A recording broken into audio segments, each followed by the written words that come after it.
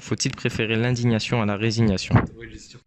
Je vais parler de la résignation. D'abord, qu'est-ce que la résignation? La résignation, c'est supporter sans protester une situation désagréable qui nous paraît injuste. Moi, je parlerai de l'indignation. L'indignation, c'est un sentiment de colère et de révolte provoqué par une injustice ou une situation désagréable. Nous allons expliquer chacun notre tour notre idée. Nous allons d'abord donner les avantages et inconvénients de nos idées, puis nous allons argumenter ces dernières et donner à chacune des exemples historiques ou du quotidien.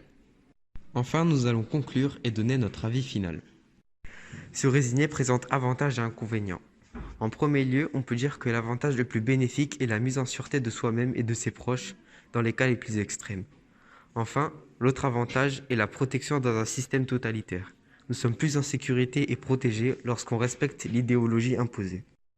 Puis, l'indignation présente elle aussi deux principaux avantages. Déjà, cela peut nous donner bonne conscience de se révolter pour des sujets qui nous tiennent à cœur. Aussi, l'acte de révolte peut être vu de l'extérieur comme un acte héroïque, un acte de bravoure. Puis viennent les inconvénients de la résignation. Se résigner peut être vu à l'inverse de l'indignation, comme un acte de lâcheté. Enfin, se résigner est un peu comme se mentir à soi-même, c'est-à-dire qu'on sait que ce qu'on accepte est injuste, mais on se tait. Dans les inconvénients d'une révolte, la seule chose que j'ai pu relever est le danger qu'elle implique. Dans un régime totalitaire, l'indignation était vue comme le pire acte que l'on pouvait commettre, ce qui mettait nos proches et nous-mêmes en danger. La résignation peut s'élaborer à deux types. Il y a la résignation qui nous met en danger, et celle presque obligatoire. Je m'explique.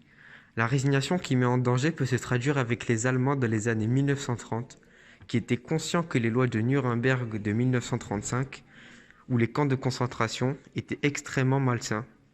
Mais ils se sont résignés par peur, car s'ils se révoltent, ils pourraient être exécutés comme Conrad dans L'Ami retrouvé. Enfin, la résignation obligatoire se traduit par la hiérarchie.